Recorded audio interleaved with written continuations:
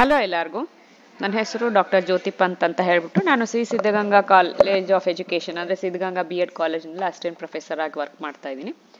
ನನ್ನ ಇವತ್ತಿನ ಈ ವಿಡಿಯೋದಲ್ಲಿ ನಾವು ಇಮೇಲಲ್ಲಿ ಬರುವಂತಹ CC ಮತ್ತು BCC ಅಂದರೆ ಏನು, ಯಾವಾಗ ಬಳಸ್ಕೊಳ್ತೀವಿ ಅನ್ನುವಂಥದ್ದನ್ನು ನಾವೀಗ ತಿಳ್ಕೊಳ್ಳೋಣ.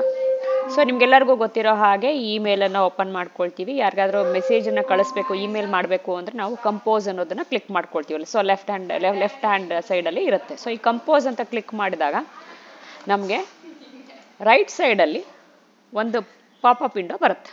ಸೊ ಅಲ್ಲಿ ನೀವು ನೋಡಿರ್ಬೋದು ನ್ಯೂ ಮೆಸೇಜ್ ಅಂತ ಇರುತ್ತೆ. ಇಲ್ಲಿಂದ ನಾವು ಏನು ಮಾಡ್ತೀವಿ, ಈ ವಿಂಡೋ ಮೂಲಕ ಏನು ಮಾಡ್ತೀವಿ, ನಾವು ಮೇಲನ್ನು ಕಳಿಸ್ತೀವಿ ಯಾರಿಗಾದರೂ. ಸೊ ಇಲ್ಲಿ 2 ಅಂತ ಇದೆ, ಪಕ್ಕದ ಅದೇ ರೈಟ್ ಕಾರ್ನರಲ್ಲಿ CC ಮತ್ತು BCC ಅಂತ ಇದೆ.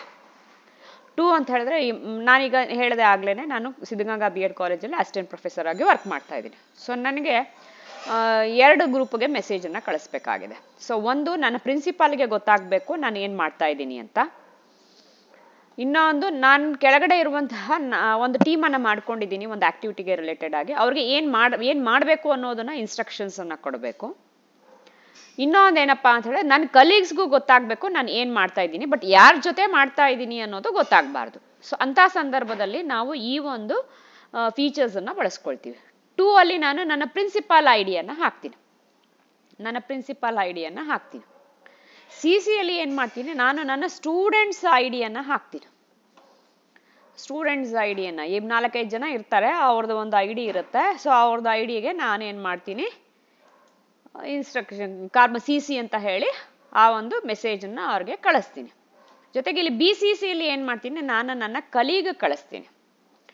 ಸೊ ಕಲೀಗಲ್ಲಿ ನಾನೇನು ಮಾಡ್ತೀನಿ,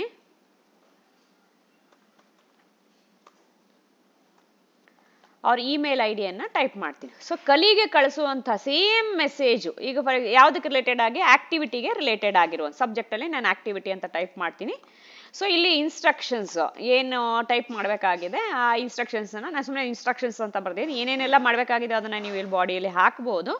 ಸೊ ಇದನ್ನು ಹಾಕಿ ನಾನೇನು ಮಾಡ್ತೀನಿ ನೋಡಿ, ಇಲ್ಲಿ ತೋರಿಸ್ತಾ ಇದೆ 3 more ಅಂದರೆ ಒಂದು BCC ಕಳಿಸಿದ್ದೀನಿ, ಜೊತೆಗೆ 3 ಜನಕ್ಕೆ ನಾನು ಏನು ಮಾಡಿದ್ದೀನಿ, ಇಲ್ಲಿ 2 ಕಾರ್ಬನ್ ಕಾಪಿ ಮತ್ತು ಒಂದು ಡೈರೆಕ್ಟ್ ಮೆಸೇಜನ್ನು ನಾನು ಕಳಿಸ್ತಾ ಇದ್ದೀನಿ. ಸೊ ಇವ್ರಿಗೆ ಏನು ಮಾಡ್ತೀನಿ, ನಾನು ಮೆಸೇಜನ್ನು ಇಮೇಲನ್ನು ಕಳಿಸ್ತೀನಿ ನಾನು.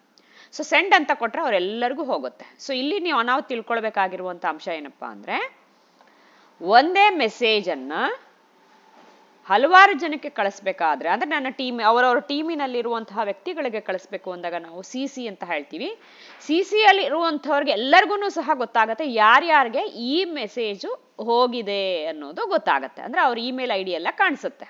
ಆದರೆ BCC ಯಾರಿಗೆ ಹಾಕಿದ್ದೀನಿ ಅನ್ನೋದು ಅವ್ರಿಗೆ ಕಾಣಿಸೋದಿಲ್ಲ. ಅದೇ ರೀತಿಯಾಗಿ BCC ಅವ್ರಿಗೂ ಸಹ CC ಯಾರಿಗೆ ಹಾಕಿದ್ದೀನಿ ಅನ್ನೋದು ಗೊತ್ತಾಗೋದಿಲ್ಲ.